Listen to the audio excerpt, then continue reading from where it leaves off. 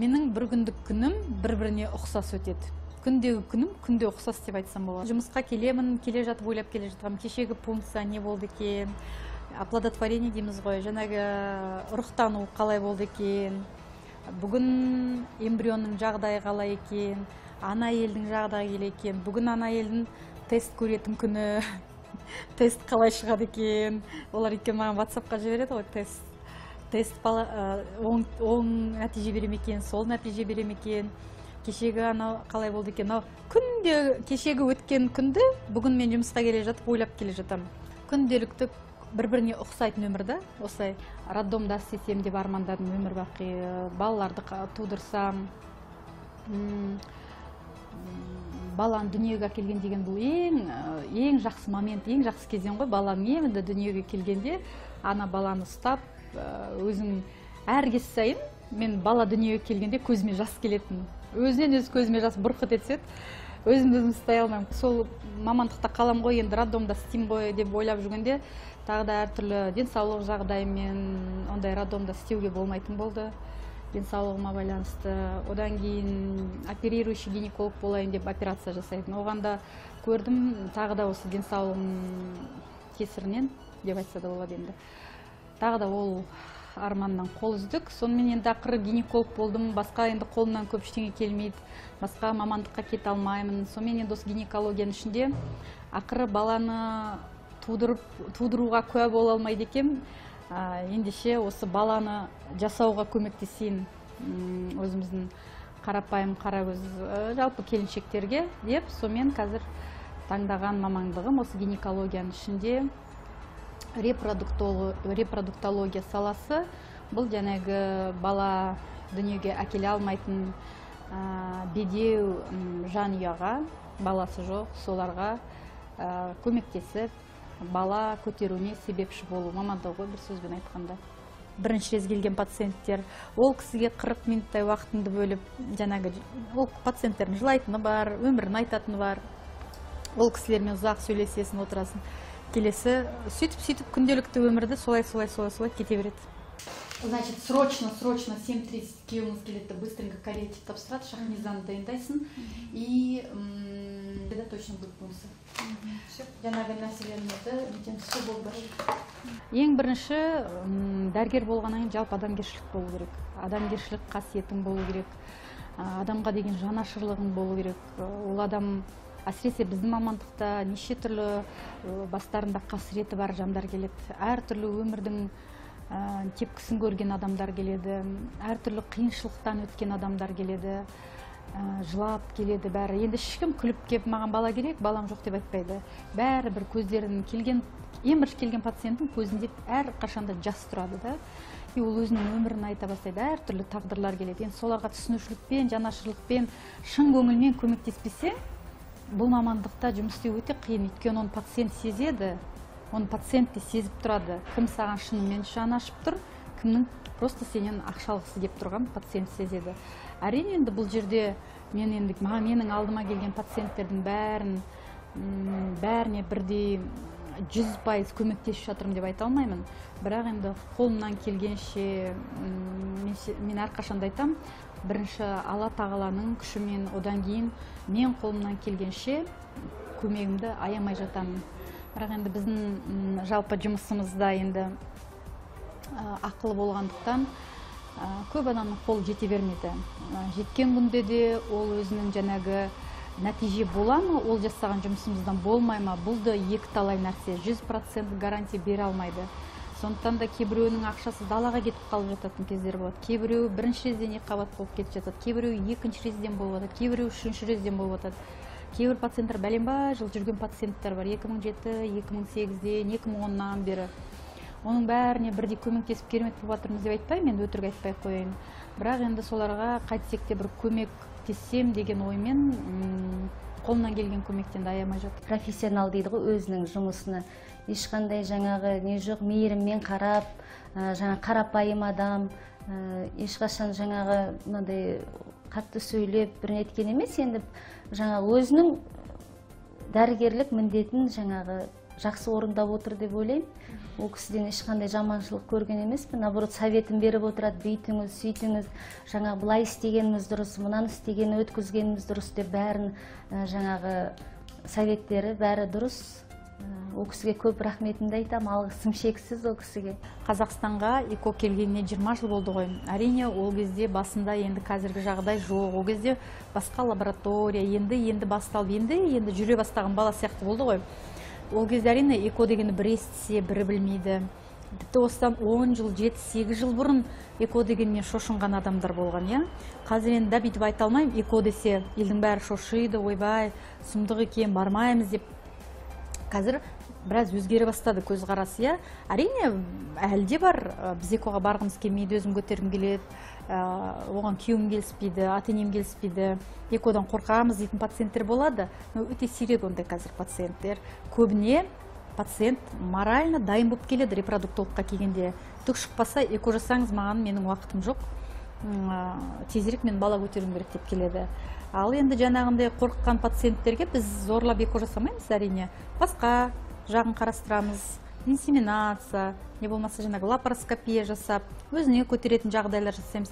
Енді мүлдем түк шықпаса, енді ол пациент отыра бермейді ғой, 40-50-ге келгенше ЭКОдан қорқып. Әрине, одан кейін өзі, біраздан кейін өзі де морально дайын бола бастайды да, үйрене бастайды, құлақ үйренеді, жан-жағына қарайды, интернет ашады, отырған пациенттермен сөйлеседі, бұл не нәрсе, көреді, белдің бәрі жасап жатқаннан кейін, содан кейін көз қарасы өзгеріп, өздері келіп айтатын болады. Біз дайынбыз, енді қаншама жыл жүрдік қой, енді осы ЭКОмыз жасайық деп келетін пациенттер болады.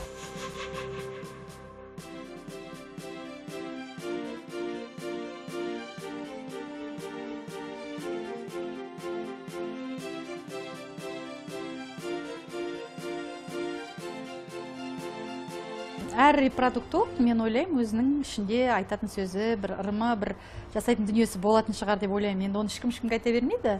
Әрине, ең бірінші, мен енді оны айтпайтын несі бар. Ең бірінші Аллаға сыйынам.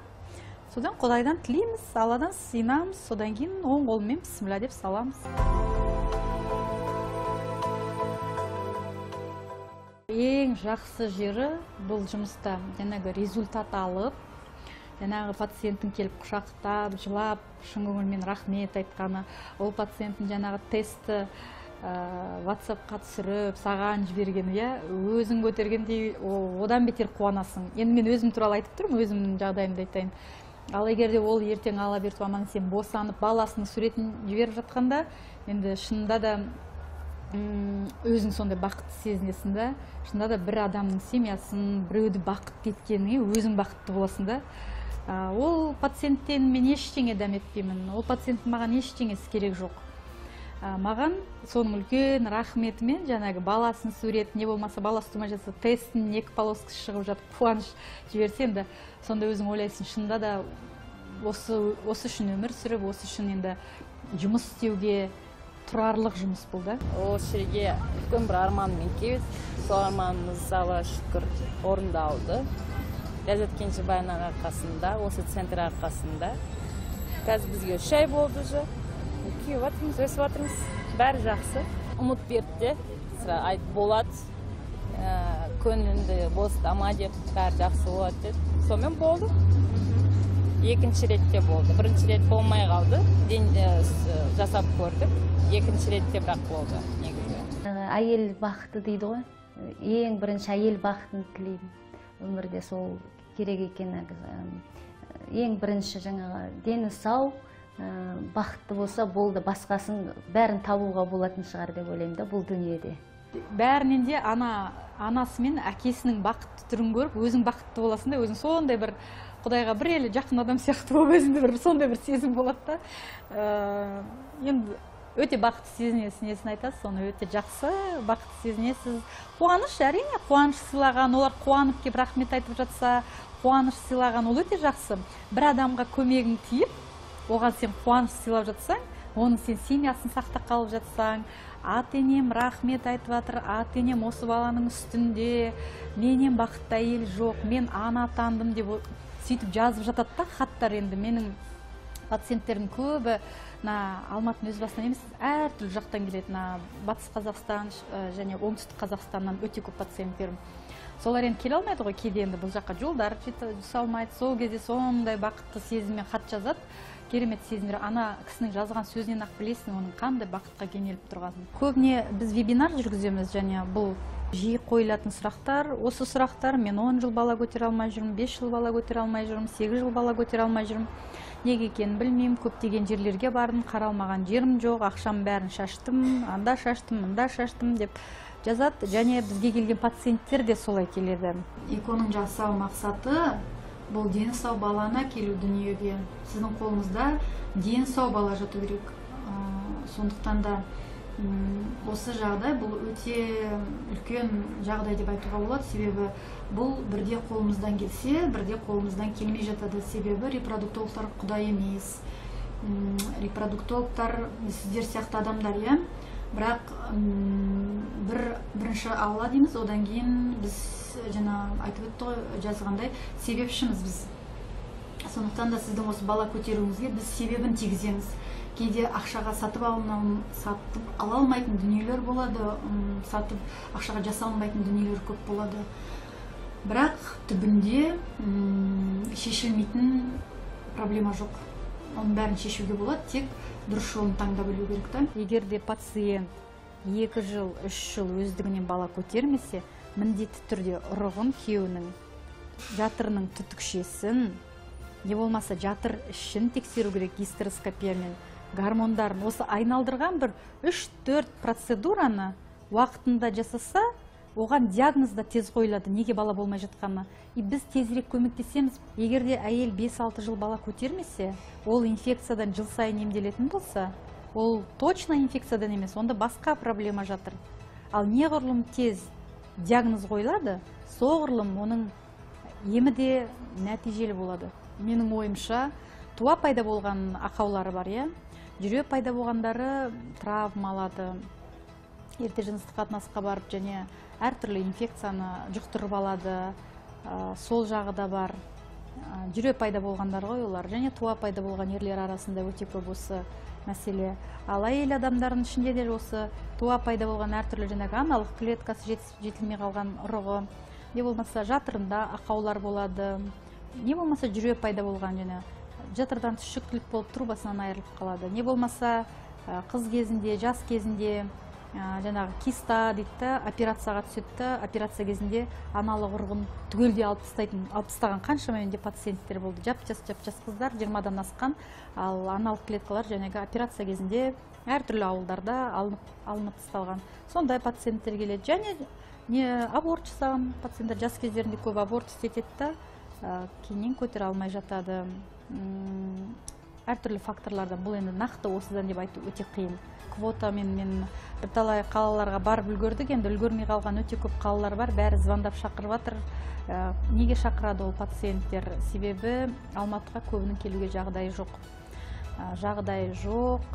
Потом яғни келіп бұл жақта туыстары болмайды, келіп кеткен жаңағы жол ақылары, тұратын үйлері, жатып ішетін тамақтары бәрі ақылы, өзі келіп бір қаралып кеткеннің өзіне 200 мыңнан артық ақша кетіп қалады келіп пациентте. Ал біз енді осы жол соны ойладық та, өзіміз қалаларға барайық дедік. Әрине оларға тегін тексердік, тегін қарадық, квотасын сол жерде беріп кеттік, Алматыға келіп керек жоқ болды. Енді сондай пациенттердің қазір берген, мен ошол Ақтауға барғанда, жаңа өзі мен Ақтауда 40 шақты әйелге квота беріп кеттік. 3 күннің ішінде 200 әйел қарап үлгердім, әрине ол ауыр болды, бірақ 40 шақты әйелге сол жерде квота беріп кеттік. Сол 40 шақты әйелдің қазір 40% деп айта аламын, енді уже келіп қоларын жасатып кетіп жатыр. Қалған үлгермегендер енді келесі жылға қалып жатыр. Сол келіншектер кеңес, әрине жаңағындай жылап келіп, жағдайымыз жоқ, Ләззат Кенжебаевна, ақшамыз жоқ, үйімді сатып келіп, неге залогқа қойдым, астындағы көлігімізді сатайық деп жатырмыз, малды сатып келіп жатырмыз деген пациенттер өте көп. Соларға қарап жаның ашиды, және көмектесейін десең, көмектесе де алмайсың енді ол ақша жүзінде, иә. Бұл тек қана көмектесе алады, үкімет тарапынан ғана көмек бола алады. Жаңағы 700 квота деген енді бүкіл Қазақстан бойынша ол өте азырақ деп ойлаймын. Ал енді бәленбай 1000 отбасы бар, және бала сүйе алмай отырған. Сондықтан да кейін болашақта шетелдегілер сияқты, Израильдегі сияқты, Англияда сияқты өзінің халқына бірінші жаңағы эко программасын тегін жасаса, тым болмаса бірінші программасын, ал бірінші реттен қаншама келіншектер көтеріп кетіп жатқан, егер ол жас келіншек болатын болса, қаншама жұп бірінші резден ақ көтеріп кетіп жатыр. Енді бірінші резден болмаса, келесісін өзі ақылы төлесе, ол өте жақсы болар еді. Бұл халыққа үлкен көмек болар еді, және біздің демографиямызды көтеруге үлкен септігін тиер еді. Сондықтан да енді мен енді армандаймын деп айтсам болады, болашақта осы біздің халыққа, қазақ халқына, жалпы енді осы Қазақстан тұрғылықты халқына осы программаны тым болмаса біріншісін тегін жасатса деп ойлаймын да. Оған біздің халық үкіметіміздің де бар қаражаты жетеді деп ойлаймын. Оның үстіне біздің демографиямызды жақсы көтерілер еді. Үлкен көмек болады ол әрине. Так енді әрине біреудің жағдайы бар, біреудің жағдайы жоқ.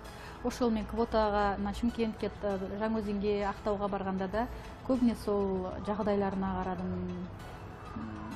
жұмыс істейтін жерлерін сұрастырдым. Сол жағдайлары төмендеу, сондай 10 жылдан, 8 жылдан, 15 жылдан бала көтере алмай, Алматыға аяқтары жетпей жүрген пациенттерге осы квотаны беріп кетуге тырыстым. Армысыздар, ұлттық арна көрермендері. Эфирде Дауа Теремханасы. Ақ босаған аттаған әрбір келіншек бесік тербетіп, бала сүйгенді армандайды. Алайда осы арманға жете алмай жүрген қаншама отбасы бар. Бүгінгі заманауи медицина осындай отбасыларға көмек көрсетуге дайын. 2012 жылы телевидениеға түстім. Онда ең бірінші ашылып жатқан бағдарлама бұл денсаулық туралы бағдарлама. Байқасаңыздар, бізде Қазақстанда жалпы ешқай каналда денсаулық туралы программа жоқ. Не орысша жоқ, не қазақша жоқ. Біз сол ең бірінші осы қазақша программасын денсаулық туралы аштық. Оның аты Дауа деп аталды. Соған түстім. Әрине, мен ешқандай телевизиядан хабарым жоқ, журналист емеспін. Дикциям енді керемет дикцияда жоқ деп айтсақ болады. Бірақ олардың требованиясы бұл қазақша білетін врач керек болды. И телевидениеға біраз параметрін келу керек та. Сонымен мен кастингтан өттім. Сонымен 2012-2013 жылдан бастап осы программаны жүргіздім. Бұл жерде әрине біз тек қана бұл жалпы денсаулық туралы программа болды. Одан кейін көп хаттар түсті бізге. Маған көмектесіңіздер, үйттіңіздер, бүйттіңіздер деген. Оларға біз бірталай адамға көмектесті. Кейбіреуінен тіпті тегін көмектесуге сөйлестік, әртүрлі центрлармен сөйлестік. О жағынан да көптеген көмектер жасадық. Енді әліміз келгенше. Бұл программаны мен 4 жыл жүргіздім. 4 жылда енді бірталай тәжірибе жинадым. Өзім ұстау, жалпы телевидениеде не нәрсе екенін көрдім. Өзіме ұнады әрине. Ұнады, тіпті кейде бір ойда келді, бір жолда медицинаны тастап телевидениеге кетейін ба деген. Сонымен осы экомен айналыстым да, жоқ, мен телевидение менің қолым емес, енді бұл менің хоббим ғана болып қалсын. Негізгі менің мамандығым, өзім осы врач екенін түсіндім да, ақырындап бір жолата осы салаға ауыстым да. Оның үстіне Дауа бағдарламасы қазір Астанаға көшіп кетті.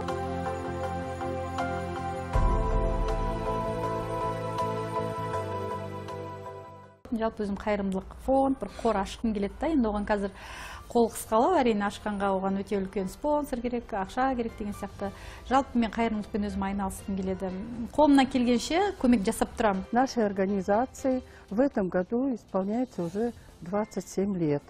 Значит, наша организация, она объединяет людей с ограниченными возможностями разных категорий. Первой, второй, третьей группы, дети, инвалиды. И поэтому Вот в течение этого всего периода, конечно же, мы участвовали во многих законопроектах, чтобы жизнь людей с ограниченными возможностями все-таки улучшить качество жизни. И хорошо, что имеются такие люди, которые, меценаты, которые вот хотят именно помочь этим людям, сделать определенный праздник, потому что люди с ограниченными возможностями, то есть инвалиды, они не имеют такой возможности посетить какой-то кафе, ресторан и почувствовать именно такое праздничное состояние души. И, конечно, я очень благодарна сегодня Айтқожиной Ляззат Кенжебаевной за такое мероприятие, которое она проводит.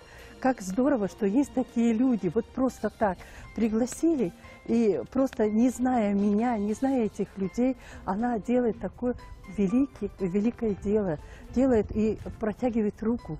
Вы понимаете, от состояния души зависит здоровье каждого человека, и в том числе наших инвалидов, которые было в свое время очень мало уделено внимания, и поэтому спасибо таким людям. Дегенмен енді мынандай кейбір жарым мүмкіндігі шектеулі жандарға әр уақытта көмек беріп, оны енді былайша тек қана ауызбен емес, жалпы практика жағынан да өзім ойлаймын, мен көмектесу керек деп ойлаймын. Енді көптеген кісілер ғой, енді көптеген кісілер бар бізде. Осындай жақсы неғып тұрады, бас беріп тұрады біздерге. Осындай жасап жатқан әрекеттердің барлығы жылдан жылға ұлғайып келе жатыр. Сосын жұрттың да, халықтың да сана сезімі дегенмен үлкейіп келе жатыр ғой, кішкене ұғымы да үлкейіп келе жатыр. Дегенмен мына мүмкіндігі шектеулі жандардың өздері ешкімнен кем емес қабілеті бар екеніне көзін жеткізіп жатырмыз, шүкір Құдайға. Кісілер былай қарағанда экраннан көрінгенде аяқ-қолдар бүтін сияқты болып отыр. Негізі жерде қолы жоқ пациенттер бар, аяғы жоқ пациенттер бар, протезбен отырғандар бар, ДЦП-мен келген пациенттер бар. Бірінші, екінші, үшінші топтағы мүгедектер ғой енді. Енді оның бәріне бірдей көмектесе алмайсың. Енді қолдан келгенше көмектесуге тырысамын. Жалпы болашақта сондай бір қор ашқым келеді. Білмеймін енді ол орындала ма, орындалмай ма. Уақыт көрсетеді.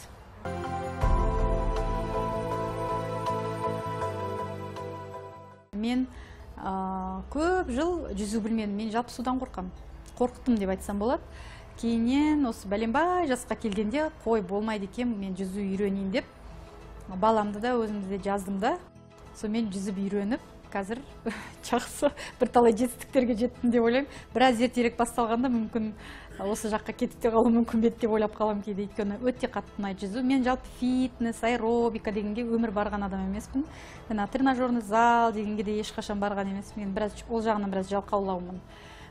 Ал мына осы су, бассейн маған өте қатты ұнады. Қазір енді күнде бармаймын, аптасына 300 баруға тырысам, барып жүрем. Жалпы қай мамандықты болмасын, ол өмір жақсы көру керек мамандығыңды. Жақсы көрмесең, ешқай мамандыққа қол жеткізе алмайсың дұрыстап. Өз мамандығын қатты сүйіп жұмыс істейтін адамдар өте аз.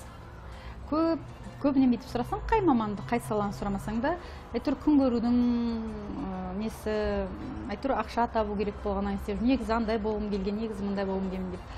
Ал енді мен өзім мамандығымды 200% айта аламын, өте жақсы көрем деп. Мен енді өзімді басқа саладан көре алмаймын. Менің өмірім өте жақсы.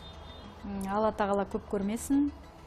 Мен өзімді бақыттымын деп санаймын. Себебі неше түрлі жағдайлар болған, неше түрлі жағдайлар бастан өткен.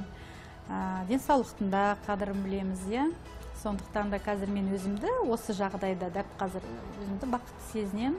Себебі менің семьям бар, ұлым бар өсіп жатқан. Болашақта тағы Алла тағала бала беріп жатса қарсы емеспіз. Жұмысым бар, өзім өте жақсы көретін жұмысым. Жолдастарым бар, семьям бар менің, мамам жанымда. Енді бұдан артық не керек? Өте бақыттымын, және ең бастысы денім сау, семьям, бала-шағам дені сау, менің денім сау, және елге көмек көрсетіп солардың алғысын, рахметін алып жүрміз. Енді бұл бір өте жақсы кезең деп ойлаймын менің басымдағы. Алла тағала енді бұны көп көрмесін, ұзағынан сүйіндірсін деп ойлаймын.